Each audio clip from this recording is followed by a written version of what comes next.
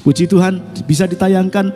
Ya, ini adalah berkaitan dengan tema dalam lindungan Tuhan, aman dalam lindungan Tuhan. Maka saya mengambil satu judul yang luar biasa, tak gendong. Kalau ngomong tak gendong gimana? Apalagi ada tulisannya kemana-mana. Masih ingat? Tak gendong kemana-mana, tak gendong kemana-mana. Ada yang ingat? Itu tahun 2003. Ada yang namanya Mbah Surep, seorang penyanyi. Dia melantunkan lagu ini dan banyak disukai oleh semua orang. Semua kalangan, baik pejabat pemerintah maupun orang kalangan rakyat biasa suka. Ya, namun Pak Surep tidak bisa gendong terus. Tahun 2009 dia berangkat juga, entah karena videonya kan dia sebagai hantu, jadi hantu terus ya. Ya, memang ini adalah sebuah judul. Tetapi kita tahu bahwa ini adalah ada ayat yang mendukung bahwa kali ini kita bisa digendong oleh Allah. Sama seperti kalau kita punya anak kecil, ya, yang punya anak pasti tahu pada saat anak itu sedang gelisah, pada saat anak itu sedang membutuhkan sesuatu, pada saat anak itu merasa tidak aman, digendong oleh ibunya, dia merasa tenang, dia merasa nyaman, dia merasa terlindungi dan tidak ada yang merintangi dia. Ini yang luar biasa. Sama seperti Tuhan, kalau kita merasa kondisi kita, situasi yang menekan kehidupan kita tidak nyaman, yang membuat kita tertekan dan membuat kita dalam tanda kutip stres, ayo kita digendong oleh Tuhan. Ya, haleluya. Kita buka ayatnya terlebih dahulu. Ya, next ayatnya yang kita buka adalah di dalam Yesaya 46 ayat yang keempat, dikatakan begini. Sampai masa tuamu aku tetap dia, dan sampai masa putih rambutmu aku menggendong kamu. Aku telah melakukannya dan mau menanggung kamu terus. Aku mau memikul kamu dan menyelamatkan kamu. Ada kata yang menggendong kamu sampai masa tua. Kalau bayi hanya sampai dia lebih besar, tetapi Tuhan bukan hanya menggendong sampai kita besar, tetapi ada sampai kita masa tua. Nanti kita buka alasannya, tetapi di dalam bahasa Jawa versinya itu lebih afdol kalau nggak salah gitu ya. Kowe tak gendong wiwit isih bayi, mongko tekan umurmu wis tuwa, lan kowe wis uwanen. Aku ora owah gingsir, aku sing nitahake lan ngopeni kowe. Iya, aku sing bakal ngluwari lan mitulungi kowe. Lebih mantep. Jadi katanya tak gendong itu ambil dari ayat ini. Digendong oleh Tuhan. Sampai kapan? Sampai selama-lamanya. Sampai saat kita membutuhkan. Dan dia katakan ora uah gingsir, tidak akan bergeser sedikit pun. Dia akan tetap menggendong kita. Dia akan mau melakukannya terus. Dan ayat ini muncul karena di dalam yang disampaikan oleh Yesaya pada saat orang-orang Israel di dalam tawanan Babel. Mereka dalam kondisi tertekan, mereka dalam kondisi tidak nyaman, mereka kondisi tersiksa. Walaupun mereka sebagai tawanan ada karena kesalahan mereka, karena ketidaktaatan mereka, karena pemberontakan mereka di Babel. Tetapi walaupun demikian mereka terpengaruh oleh orang-orang Babel. Mereka juga mengusung dewa-dewa orang Babel. Ada dewa Bel, dewa yang tertinggi pengetahuan, dan dewa Nebo. Dalam kondisi situasi yang seperti ini, dewa-dewa ini tidak bisa memberikan kebebasan kepada mereka. Dewa-dewa ini tidak bisa menolong mereka. Bahkan mereka, dewa-dewa ini harus diusung dengan kendaraan-kendaraan pengangkut. Dia tidak bisa melakukan apa-apa. Mereka berharap dengan hikmat dewa Bel dapat hikmat untuk keluar, bisa merdeka, bisa keluar dari masalah. Tetapi itu adalah kesia-siaan. Dan Allah menawarkan, aku mau menggendong kamu.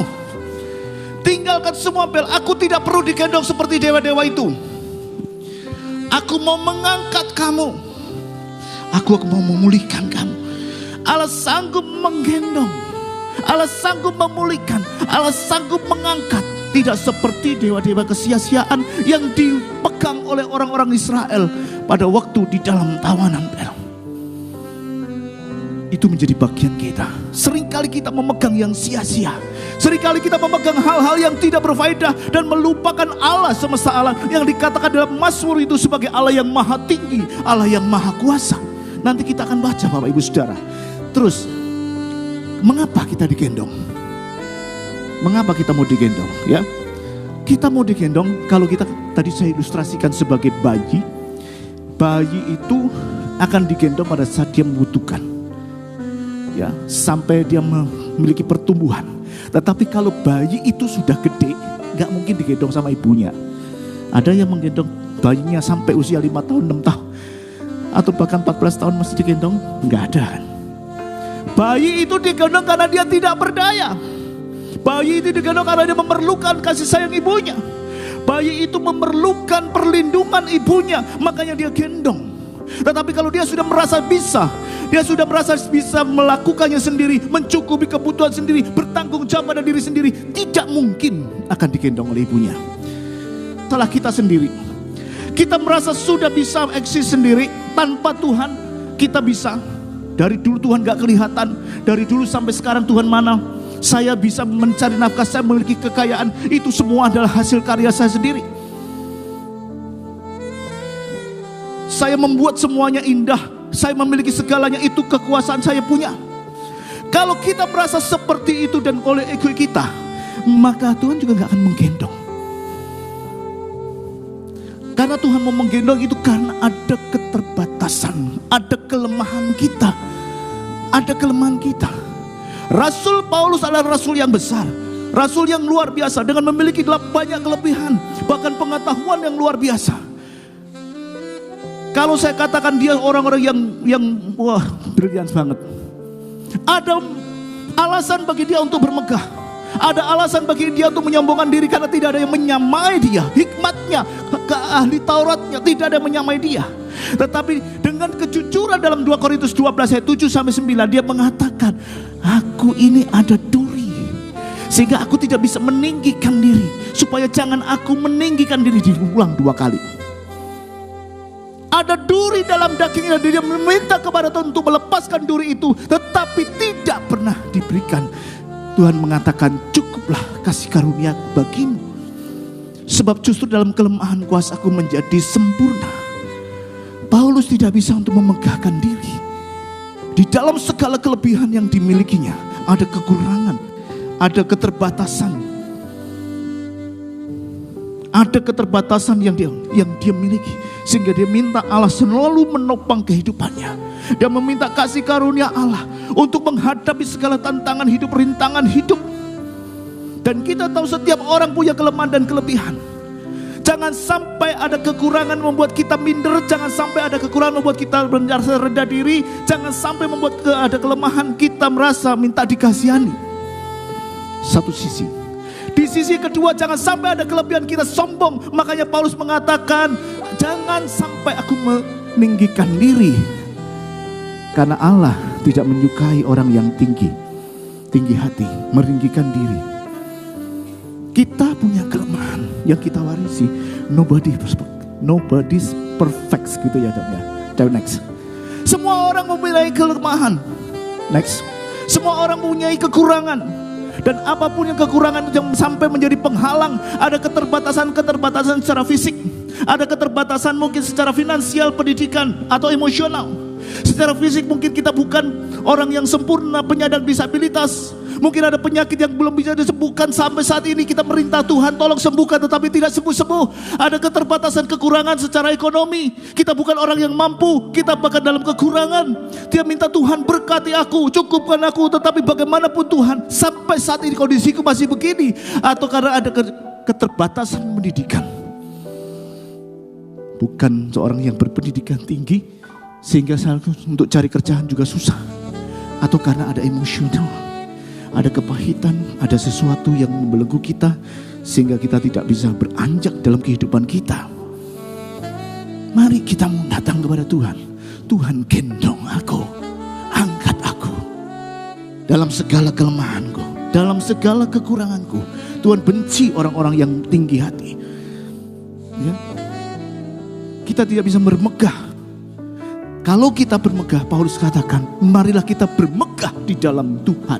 Karena Tuhan memiliki kita. Itu yang Tuhan mau. Ada satu contoh yang luar biasa di mana seseorang merasa protes kepada Tuhan. Next. Seorang yang luar biasa di sini.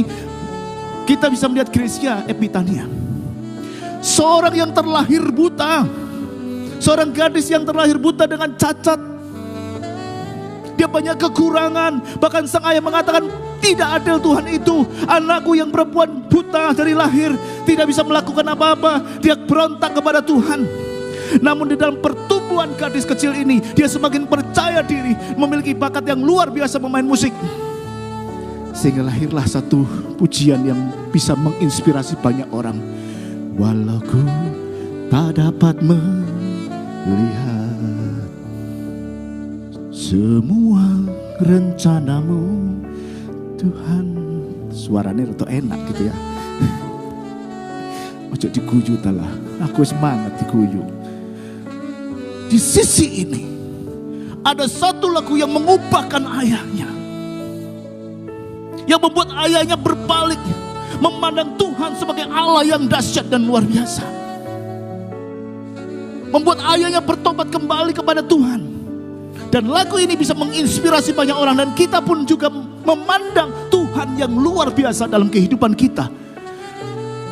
Gracia Epitania, siapa yang gak kenal dia? Sehingga di dalam segala kekurangan kita, kalau Allah yang menopang, kita semua akan semakin kuat menanggung segala sesuatu. Filipi 4 ayat 13 katakan begini, sakain perkara dak sangga srana kekuatan sing diparingake dening Sang Kristus marang aku. Segala perkara dapat kutanggung di dalam Kristus. Apapun beban sekarang ini yang kita pikul, kalau kita digendong Tuhan, apakah merasa berat? Itu yang Tuhan mau, kita memiliki hati untuk mau digendong oleh Tuhan. Yang kedua, Tuhan mengasihi kita. Alasan kedua tadi, yang pertama adalah kelemahan, yang kedua adalah karena Tuhan mengasihi kita. Jadi menggendong itu adalah ekspresi dari kasih yang sangat dalam dari Tuhan. Sama seperti seorang ibu yang menggendong anaknya, dia begitu mengasihi anaknya itu, dia mau melindungi anaknya itu. Itu yang dilakukan oleh seorang ibu, bukan hanya sebatas kata-kata I love you nak, tetapi dia betul-betul melindungi. Dan kalau Tuhan di dalam ayat perlindungan ini, dia juga ingin melindungi, bukan hanya dengan kata-kata, tetapi juga dengan tindakan. Dijaga, digendong. Dikatakan di sini ya, saya versi yang lain. Sudah banyak yang bacakan ayat Mazmur 91, saya pakai versi yang lain. Mazmur 91 ayat 4-6. Kowe bakal dikemuli dening pangeran srana swiwine, mulo bakal selamat ana ing pangreksane. Kak setyane pangeran iku tameng lan betengmu. Ayat yang kelima, kowe ora usah kuwatir yo ing wayah bengi utawa serangan dadakan ing wayah awan. Ora susah kuasir marang leloro sing teko ing wayah bengi utawa marang bebaya pati ing wayah sore. Segala sesuatu dikemuli, diselimuti oleh sayapnya, dikebak sayapnya. Kita akan selamat. Itu seperti perisai dan benteng ya. Kita akan selamat dari segala mara bahaya, baik sakit penyakit maupun bahaya yang berakibat kematian. Kita akan dilindungi karena Dia mengasihi kita. Kita akan dilindungi karena Dia sayang kepada kita. Dan bukti ini sudah diberikan kepada kita. Sayangnya Gusti Yesus kepada kita. Dikemuli seperti seorang bayi digendong, diselimutin. Dia akan merasakan kehangatan kasih-Nya. Dia akan merasakan kehangatan cinta ibunya. Demikian juga kita. Pada saat kita menikmati dikemuli dening suwiwine Gusti, kita juga menikmati rasa sayang yang Tuhan berikan dalam kehidupan kita. Next, yang ketiga adalah Tuhan mengasihani kita. Kenapa Tuhan mengasihani kita? Ya, kalau Bapak Ibu Saudara, kalau kita kata menanggung terus, kamu terus, dalam bahasa aslinya disebut nausau. To lift up atau exalt atau support, mengangkat. Tuhan mau mengangkat kita. Ya, next. Tuhan mau mengangkat kita. Kita merasa seringkali beban kehidupan kita, pergumulan kehidupan kita terasa sangat berat dan membuat kita jatuh. Atau kita merasa sangat kondisi terpuruk dengan susah untuk bangkit. Apalagi setelah peristiwa COVID-19. Ada banyak orang yang terpuruk, ada banyak orang yang susah untuk bangkit kembali. Ini yang terjadi Bapak Ibu Saudara. Sehingga boleh dikatakan rumah sakit jiwa mulai ada banyak pasien yang masuk ke sana. Ada banyak beban yang menekan sehingga orang merasa tidak mampu.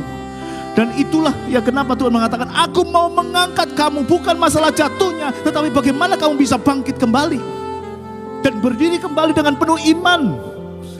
Dan kalau kau tidak mampu karena beban kehidupanmu, Allah yang akan mengangkat kamu.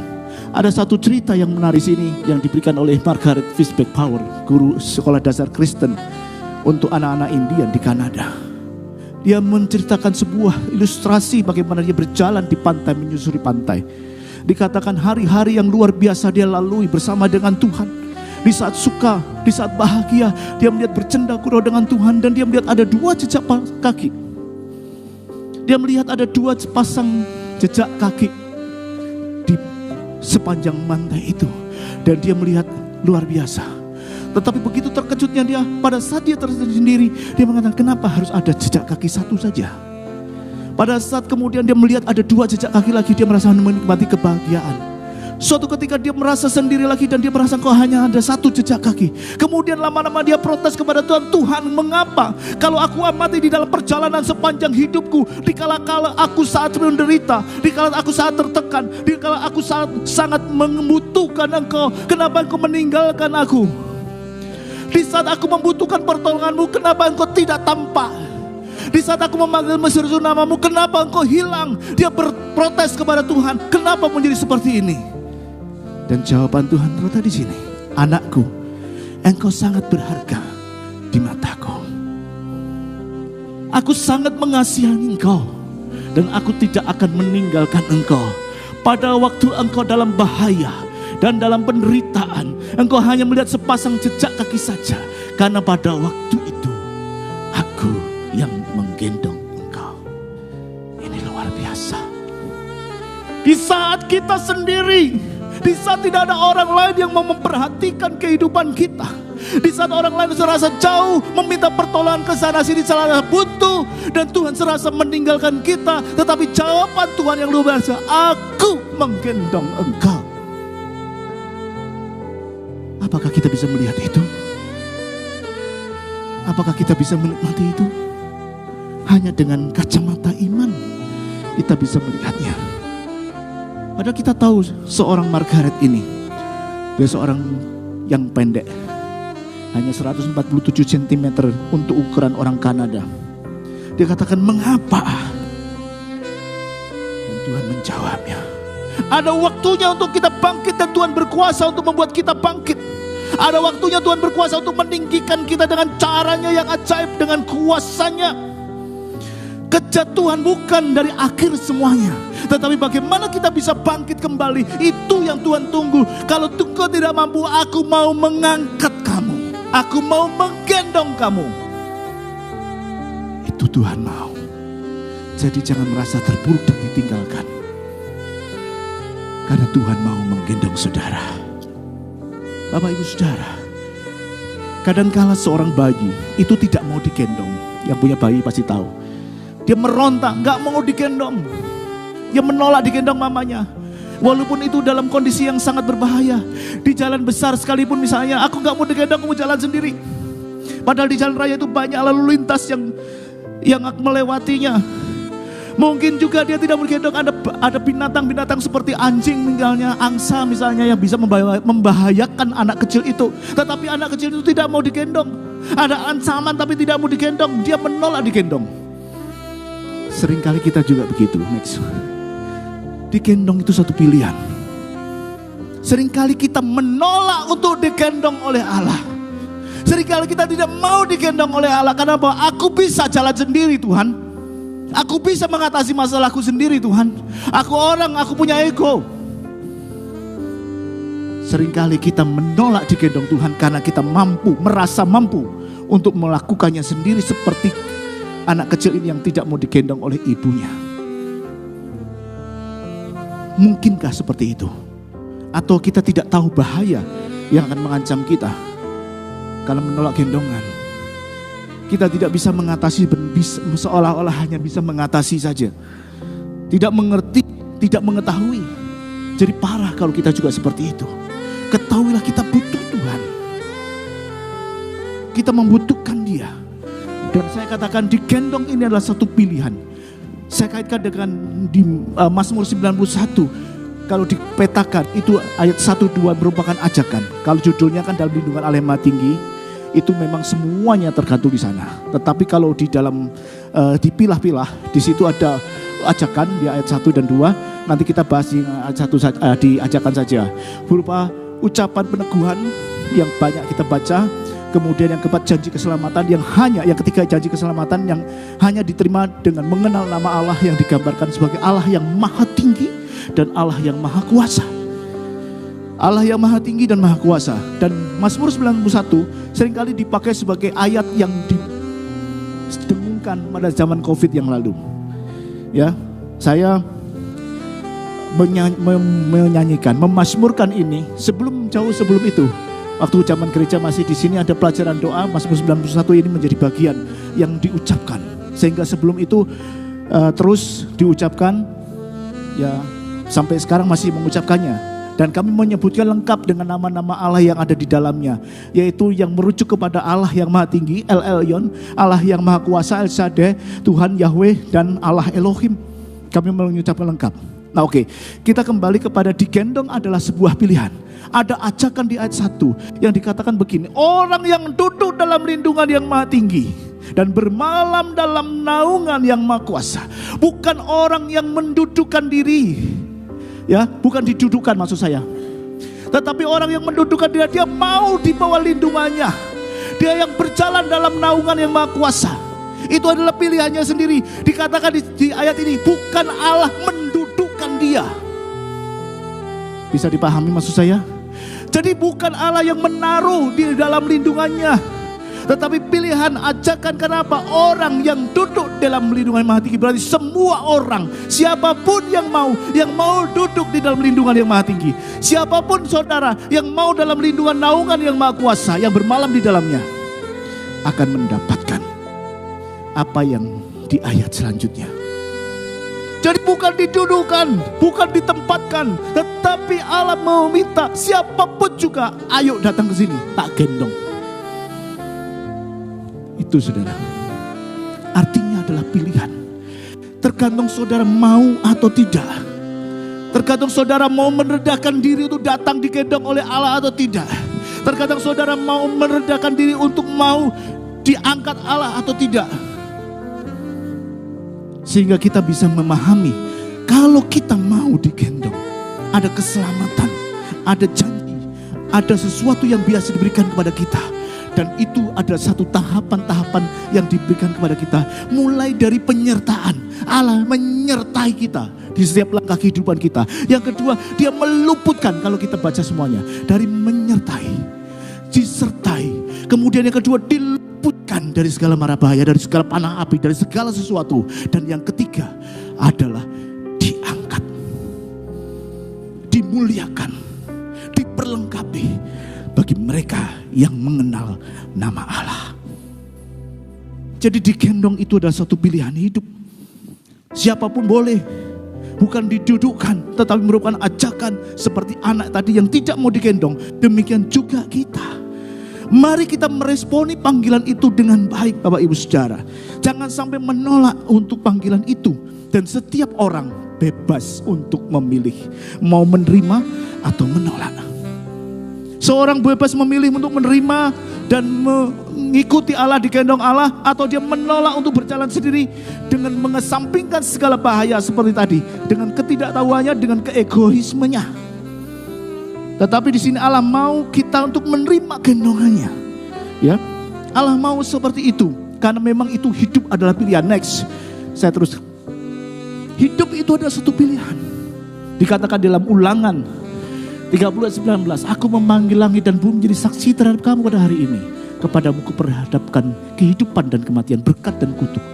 Pilihlah kehidupan, supaya engkau hidup, baik engkau maupun keturunanmu. Allah memang meminta kita, keputusan di tangan kita untuk memilih apakah kita mau di dalam gendongan Tuhan atau tidak. Tetapi pilihan itu Allah memberikan saran kepada kita untuk memilih yang terbaik, yaitu pilihlah kehidupan.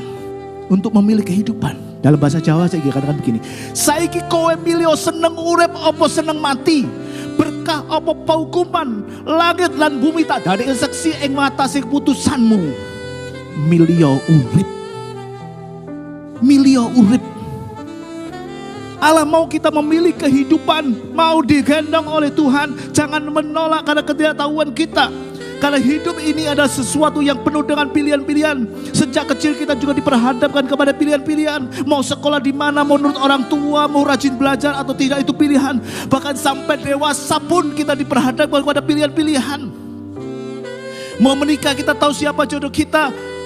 Mau bekerja cari pekerjaan atau wira swasta, itu adalah pilihan-pilihan yang diperhadapkan kepada kita. Dan kita berhak untuk memilih untuk semuanya itu. Allah sangat menghormati keputusan kita. Mungkin banyak orang mengatakan aku terpaksa menjalani kehidupan seperti ini. Tetapi keterpaksaan itu adalah pilihan juga. Allah tidak menjadikan kita robot yang diremut. Allah tidak menjadikan kita hewan yang kalau dipecut baru jalan. Seperti hewan-hewan sapi, keledai, kuda dan seterusnya. Tetapi karena kasihnya Allah meminta kita untuk memilih. Kita tidak diperlakukan seperti robot. Kita tidak diperlakukan seperti hewan yang hanya patuh saat dipaksa, dipukuli, dicambuk. Tidak. Karena kita adalah gambar dirinya Allah yang luar biasa. Maka dia menghormati kita sedemikian rupa. Tetapi bukan hanya pilihan yang dia berikan. Dia katakan pilihlah hidup. Pilihlah berkat. Itu yang dimaui oleh Tuhan. Seringkali kita manusia ego memilih untuk dirinya sendiri, memilih dengan dicambuk. Tetapi di sini Allah katakan, ayo pilihlah. Pada saat kamu diperhadapkan kepada kehidupan kematian, ya di ayat ini, kutuk atau berkat. Pada saat kita memilih untuk digendong Tuhan, itu berarti kita memilih kehidupan. Maka dari Mazmur 91, yaitu perlindungan, naungan, kubu pertahanan, perisai, pagar, tembok, tempat perteduhan dan keselamatan itu menjadi bagian kita. Tetapi sebaliknya kalau kita berusaha untuk mengatasi sendiri, kita merasa mampu, maka kita akan menghadapi berbagai serangan dan bahaya. Seperti jerat penangkap burung, penyakit sampar, petaka dan seterusnya. Apa? Di luar covering kita bisa kena, ya, di luar covering Allah kita bisa kena. Makanya Allah selalu katakan, pilihlah kehidupan supaya kamu juga mendapatkan semuanya itu. Ya, terus waktunya jalan terus Bapak Ibu Saudara, ya saya agak cepat sedikit. Setiap pilihan yang kita perhadapkan itu semua mengandung konsekuensi. Tidak ada pilihan yang tidak mengandung konsekuensi. Apapun yang kita putuskan selalu mengandung konsekuensi. Baik konsekuensi untuk dirinya sendiri maupun konsekuensi bagi orang lain maupun mungkin bagi masa depan. Kemarin di Kekal, ya Pak Riki, ya udah 3, dikatakan Pak Slamet, aku ini soro istilahnya buat kerjanya pagi sampai malam capek banget. Tetapi inilah pilihan dan aku memilih ini. Loh kenapa Pak kok mau capek? Pak Slamet gak ada ya. Karena pada saat aku memilih capek, dompetku juga tebel. Itu yang dikatakan Pak Slamet. Makanya Bapak Ibu Saudara, setiap pilihan yang kita ambil itu mengandung konsekuensi. Baik bagi diri dia sendiri, orang lain maupun masa depan. Saya contohkan Pak Slamet ini dikatakan, kalau dia bekerja keras, ya dompetnya tebel, dia bisa menyenangkan diri sendiri, menyenangkan orang lain adalah keluarganya, istrinya, dan masa depannya ada saving tabungan. Juga sebaliknya. Nah di sini Bapak Ibu Saudara, Yosua sebelum mangkat, dia mengatakan di dalam Yosua 24 ayat 14-15, oleh sebab itu takutlah akan Tuhan dan beribadahlah kepadanya dengan tulus ikhlas dan setia. Jauhkanlah Allah kepadanya nenek moyangmu telah beribadah sebelah sungai Efrat dan Mesir. Beribadah kepada Tuhan, tetapi jika kamu anggap tidak baik untuk beribadah kepada Tuhan, pilihlah pada hari ini juga kepada siapa kamu akan beribadah. Namun kata yang luar biasa, aku dan seisi rumahku, kami beribadah kepada Tuhan. Ini adalah satu pilihan. Ini adalah satu pilihan. Dia mengatakan semua orang boleh memilih. Kalau kamu tidak baik silakan pilih di mana kamu beribadah. Kepada Allah-Allah yang di sungai Efrat Mesir, yaitu berhala-berhala, atau kepada Allah. Tetapi ada satu komitmen yang dikatakan oleh Yosua, aku dan seisi rumahku. beribadah kepada Tuhan. Bahasa Jawa. Next. Dikatakan begini. Saupama kowe podo ora gelem ngabdi marang Allah. Jadi bukan memilih, tapi tidak mau berbakti kepada Tuhan. Saupama kowe podo ora gelem ngabdi marang Allah, podo netepno putusan ing dina iki uga. Sapa sing arep kok bekteni? Apa brala-brala sing biyen disembah dening para leluhurmu ing Mesopotamia? Apa brala-bralane wong Amori sing panggonan saiki kok anggoni? Dene aku lan keluargaku arep padha ngabekti marang Allah. Satu keputusan yang diambil oleh Yosua. Dino iki aku lan keluargaku arep padha ngabekti marang Gusti Allah. Saya mau beribadah kepada Tuhan aja. Tidak ada yang lain. Dan berharap ini juga menjadi keputusan Bapak Ibu Saudara dan saya. Untuk mau berbakti kepada Allah. Untuk mau datang kepada Tuhan. Kita bebas memilih. Apakah yang kita putuskan sesuai dengan kehendak dan rencana Allah, ataukah yang kita putuskan melawan Allah? Next. Itu adalah pilihan kita. Pilihan kita ambil. Kalau kita mau membuat keputusan sesuai dengan kehendak dan rencana Allah, maka kita akan menerima damai sejahtera, perlindungan, keamanan. Semua yang terbaik dari kacamata Allah diberikan kepada kita. Tetapi sebaliknya kalau kita buat keputusan yang melawan kehendak dan rencana Allah, maka konsekuensi dari keputusan itu juga kita terima. Konsekuensi dari semua putusan itu juga kita akan terima. Sama seperti Yosua, kamu mau beribadah kepada siapa? Mau ngabekti dening sapa wae, terserah kon. Aku lan keluargaku ngabekti marang Gusti Yesus. Amin. Itu yang menjadi bagian kita. Satu keputusan yang harus kita ambil. Keputusan yang bijaksana. Karena setiap kita, Allah punya rencana. Yeremia 29:11 yang sering kali saya sampaikan. Ada rencana Allah dalam kehidupan kita. Semua direncanakan. Dan semua adalah rancangan itu tidak pernah memberikan rancangan kecelakaan. Tetapi rancangan damai sejahtera yang memberikan masa depan yang penuh dengan harapan. Namun kembali lagi. Apakah kita mau melakukan sesuai dengan kehendak dan rencana Allah? Ataukah kita mau melawan Allah? Silakan. Ataukah kita mau melawan kehendak dan rencana Allah? Musik silakan. Itu tergantung kita. Karena Allah punya rencana yang luar biasa yang diberikan kepada kita. Kalau kita menolak, itu adalah kehendak bebas yang semata-mata karena Allah menghormati kita sebagai ciptaan Allah, gambar diri Allah, imago Dei Allah, sehingga kita berikan keputusan kepada kita untuk bebas memilih. Kita bukan lembu, kita bukan kuda yang hanya patuh pada saat dipecut, yang hanya patuh taat kepada Tuhan pada saat kita dipukul. Tetapi Tuhan mau kita taat dan patuh karena kita mengasihi Dia. Amin. Allah mau kita seperti itu. Sehingga Dia berikan kehendak bebasnya kepada kita. Pilihlah. Dan Allah berikan petunjuk, pilihlah kehidupan. Allah berikan petunjuk, pilihlah berkat. Pilihlah yang aku rencanakan. Supaya kamu juga mendapatkan konsekuensi yang Tuhan juga berikan dengan baik dalam kehidupan kita. Oleh karena itu yang terakhir, sebelum pujian menyanyikan sebuah lagu. Next. Kalau kita tahu digendong itu akan membuat kita terlindungi, aman, dan mendapatkan pengayoman. Mengapa masih mengeraskan hati untuk berjalan sendiri? Mari bijaksanalah untuk memilih kehidupan. Bijaksanalah untuk menikmati rencana Allah dalam kehidupan kita. Saya jemput kita bangkit berdiri.